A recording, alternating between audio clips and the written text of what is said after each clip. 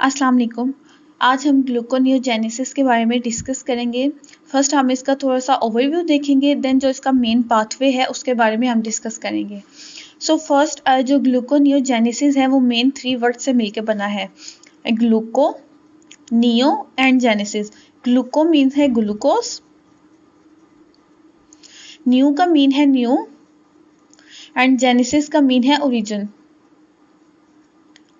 सो gluconeogenesis का mean है glucose के ओरिजिन थ्रू न्यू कंपाउंड। अब वो न्यू कंपाउंड कौन सा है? वो है नॉन कार्बोहाइड्रेट कंपाउंड।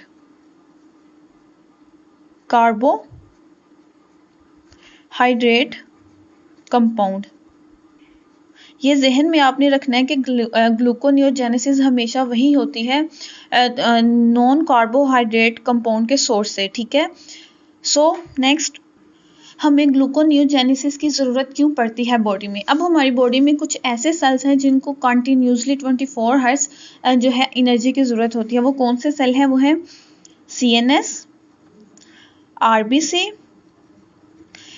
जो रेड ब्लड सेल है इसमें जो है ऑक्सीजन तो प्रेजेंट होती है, बट इसमें है माइटोकॉन्ड्रिया जो है वो नहीं प्रेजेंट होती। सो इसमें जो TCA साइकिल है, क्रेब्स साइकिल है, वो नहीं होता।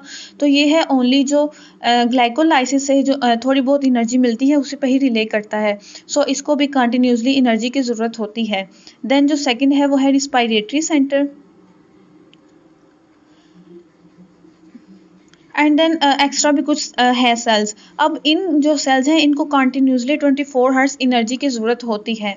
अब देखिए, अगर तो आप सुबह शाम दोपहर अगर आप ठीक तरीके से खाना खाते हो देन तो इन जो ग्लूकोनियोजेनेसिस की ज़रूरत नहीं पड़ती।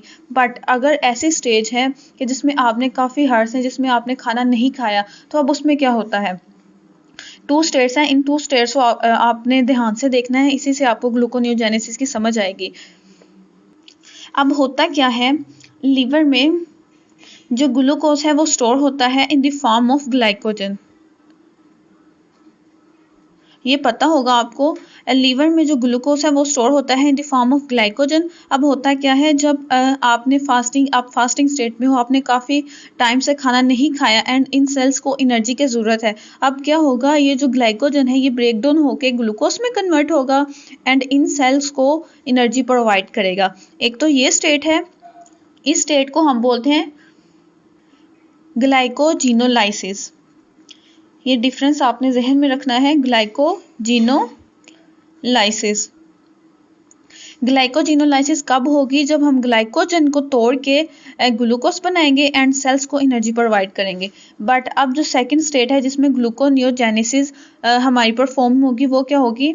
अब देखें, आपने अभी तक कुछ नहीं खाया, जो ग्लाइकोजन है वो सारी की सारी ख़त्म हो गई है, इनहिबिट हो गई है, सारी जितनी ग्लाइकोजन थी वो ग्लूकोज में कन्वर्ट हो गई है एंड ग्लूकोज है वो सेल्स को प्रोवाइड कर चुकी हैं। अब मज़ीद कोई ग्लाइकोजन नहीं है बॉडी में कि वो ग्लूकोज में कन्वर्ट हो एंड देन वो सेल्स को प्रोवाइड कर दें एनर्जी। जब ये ऐसा आएगा तब क्या होगा? तब हमें एनर्जी हम किससे लेंगे? नॉन कार्बोहाइड्रेट कंपाउंड से। फिर हम नॉन कार्बोहाइड्रेट कंपाउंड से एनर्जी लेंगे, उससे ग्लूकोज बनाएंगे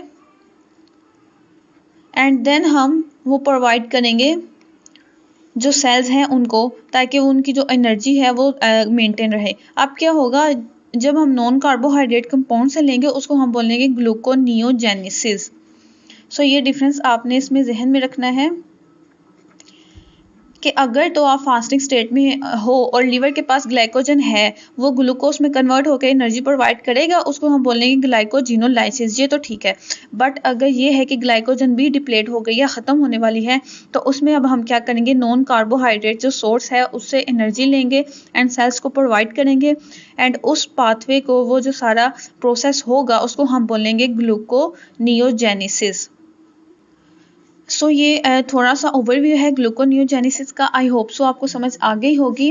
अब जो ग्लूकोनियोजेनेसिस के इसके कुछ सबस्टेट हैं कि ये किन चीज़ों में जो ग्लूकोनियोजेनेसिस जो सा इसका जो साइकिल है वो प्रोसेस करता है, वो कौन कौन से हैं? फर्स्ट है लैक्टेट। लैक्टेट में भी जो है ग्लूकोनियोजेनेसिस होती है। देन पायरूवेट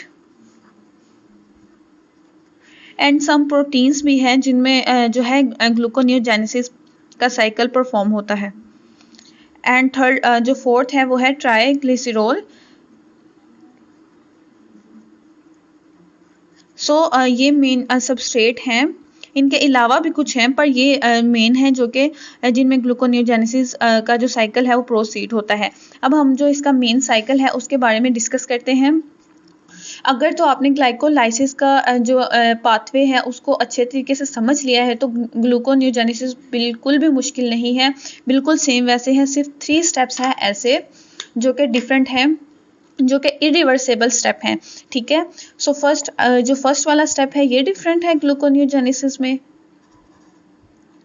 ठीक है, देन ये जो थर्ड वाला स्टेप है, ठीक है, ये वाला जो स्टेप है फर्स्ट वाला एंड थर्ड वाला, ये दोनों इरिवर्सेबल स्टेप हैं। सो ये डिफरेंट होंगे ग्लूकोनियोजेनेसिस में, इनकी अपनी जो है वो एंजाइम होंगे जो कैटालाइज करेंगे। देन जो लास्ट वाला स्टेप है वो डिफरेंट होगा। सो मेन ये जो 3 स्टेप है ये डिफरेंट होंगे ग्लूकोनियोजेनेसिस में, बाकी जितना भी जो पाथवे है वो बिल्कुल सेम ग्लाइकोलाइसिस की तरह ही होगा। अब यहाँ पर क्या है कि जो पायरूवेट है हमने उसको कन्वर्ट करवाना है ग्लूकोज में। अब इसका जो लास्ट स्टेप अगर आप देखें तो ये इरिवर्सेबल स्टेप है। अगर हमने ग्लाइकोलाइसिस में डिस्कस किया था कि जो पेप है उसको कन्वर्ट करवाता है पायरूवेट में थ्रू पायरूवेट काइनेस में, बट जो पायरूवेट काइनेस है ये वापस पायरूवेट को कन्वर्ट नहीं करवा सकता पेप में। तो उसके लिए हमें कुछ प्रोसीजर करना है थोड़ा सा, जिससे जो कि पायरूवेट वो कन्वर्ट हो जाए पेप में। अब क्या होगा, ये बहुत ही मेन इंपॉर्टेंट स्टेप है।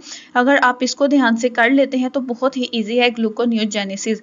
सो आपने इसको ध्यान से देखना है। अब क्या होगा, पायरूवेट जो है वो एंटर करेगा माइटोकॉन्ड्रिया में। ठीक है, फॉर एग्जांपल ये देखें, आप ये समझे ये जो अपर वाली बाउंड्री है वो है साइटोप्लाज्म। ठीक है, एंड जो नीचे वाली बाउंड्री है वो है माइटोकॉन्ड्रिया। ठीक है, सो जो पायरूवेट है वो एंटर किया माइटोकॉन्ड्रिया में। यहाँ पर वो जो पायरूवेट है वो कन्वर्ट हो जाएगा ऑक्सैलो एसीटेट में।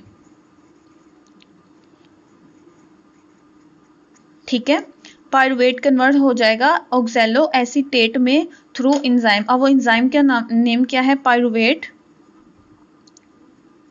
कार्बोक्सिलेज।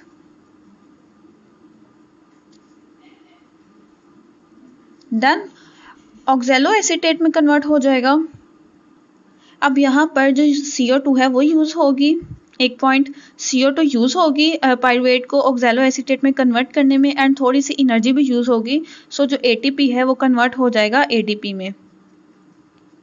ठीक है, अब यहाँ पे एक मेन मसला आता ये है कि जो ऑक्सैलो एसीटेट है माइटोकॉन्ड्रिया की जो बाउंड्री है उसको पार नहीं कर सकता, उसकी बाउंड्री ऑक्सैलो एसीटेट के लिए इम्परमिएबल होती है। तो अब हम क्या करेंगे, अब हम ये करेंगे कि ऑक्सैलो एसीटेट को कन्वर्ट करेंगे मैलेट में। ठीक है, जो ऑक्सैलो एसीटेट है वो कन्वर्ट होगा मैलेट में, एंड 1 NADH प्रोड्यूस होगा यहाँ पे। ठीक है, अब जो मैलेट है वो इजीली क्रॉस कर सकता है माइटोकॉन्ड्रिया की बाउंड्री को। सो ये इजीली क्रॉस करेगा माइटोकॉन्ड्रिया की बाउंड्री को। सो ये इजीली क्रॉस करके कन्वर्ट हो जाएगा पेप में, मीन फास्फोइनोल पायरूवेट में ये कन्वर्ट हो जाएगा डायरेक्टली। अब यहाँ पे एक एंजाइम यूज होगा जो कि मैलेट को कन्वर्ट करेगा पेप में। वो कौन सा एंजाइम है, वो है पेप कार्बोक्सी काइनेज। अब यहाँ पे जो काइनेज है वो मेन क्यों आया है, अगर आपको याद हो तो मैंने आपको बताया था जो काइनेज वर्ड जहाँ भी आए उसमें आपने जहन में रखना है कि जो फास्फेट की एडिशन हो रही है। तो आप देखें जो पायरूवेट था वो है 2 कार्बन कंपाउंड। ठीक है, 2 कार्बन कंपाउंड, एंड जो पेप है वो है 3 कार्बन कंपाउंड। सो हमने पायरूवेट में से पेप में कन्वर्ट करना था, मीन के 2 फास्फेट हैं जो कार्बन है उसमें से 3 हमने करनी है। तो इसके साथ फास्फेट जो है थर्ड वाले पे जाके अटैच होता है, फास्फेट की एडिशन हो रही है, तो इसलिए यहाँ पे काइनेज आएगा पेप, वही पेप में हमने कन्वर्ट किया। सो पेप कार्बो काइनेज, एंड यहाँ पर जो GDP है वो कन्वर्ट हो जाएगी GDP में। ओके, सो यहाँ पे वीडियो स्टॉप हो गई थी और मैं आगे कंटिन्यूसली करवाई जा रही थी। देन मुझे पता चला कि वीडियो स्टॉप हो गई। अब देखें, हम दोबारा से कंटिन्यूस करते हैं कि पेप हमारे पास बन गया था।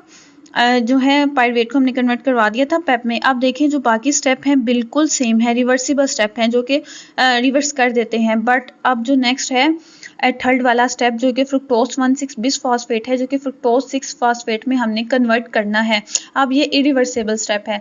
जो इसका मेन ग्लाइकोलाइसिस में जो इसका मेन एंजाइम था वो इसको कन्वर्ट नहीं करवाता वापस, तो इसके लिए हमें जो ग्लूकोनियोजेनेसिस का मेन एंजाइम है, जो उसका खसूसी एंजाइम होगा जो कि इसको कन्वर्ट करवाएगा। अब वो कौन सा है? अब देखें, लास्ट में मैंने आपको बताया कि एक बात आपने जहन में रखनी है कि जहाँ पे भी काइनेज होगा वहाँ आपने जहन में रखना है कि फास्फेट की एडिशन हो रही है, एंड जहाँ पे फास्फाटेज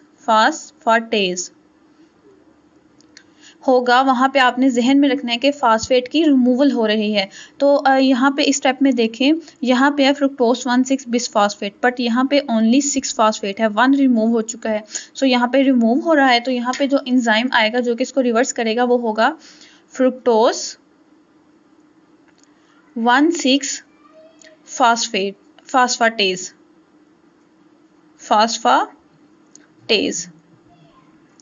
जस्ट आपने बिस फास्फाटेज। सो जस्ट आपने यही नेम लिख देना है, जो नीचे मालिक्यूल का नेम है यही लिख देना है। सिर्फ जस्ट लास्ट पे फास्फाटेज आएगा, मीन के उसे ये पता चलेगा कि जो फास्फेट का ग्रुप है वो रिमूव हो रहा है। देन जो लास्ट स्टेप है जो कि इरिवर्सिबल है वो है फर्स्ट स्टेप, जो कि हमने ग्लूकोज 6 फास्फेट को कन्वर्ट करना है ग्लूकोज में। अब ये क्या होगा? ये भी बहुत ही ईजी सा स्टेप है। ग्लूकोज 6 फास्फेट को हमने करना है, गंध मच गए यहाँ पे ग्लूकोज में। सो अब हम क्या करेंगे इसमें भी, एज वी नो कि जो है वो फास्फेट की रिमूवल हो रही है, ये जस्ट ग्लूकोज है एंड ये 6 फास्फेट है। तो यहाँ पर जो है वो रिमूवल होगी 6 फास्फेट की, तो यहाँ पे भी आएगा ग्लूकोज 6 फास्फाटेज। ठीक है, जस्ट आपने जो फास्फेट है उसकी जगह फास्फाटेज लिख देना है। सो यही जो मेन स्टेप है ये आपको आना चाहिए ग्लूकोनियोजेनेसिस में। जो लास्ट वाले 2 स्टेप्स हैं उनमें जस्ट एचएस कोई याद करने वाली तो बात नहीं है, ये जहन में रखना है कि वहाँ पे जो फास्फेट की रिमूवल हो रही है तो जस्ट हमने फास्फाटेज लिख देना है मालिक्यूल के नेम के साथ।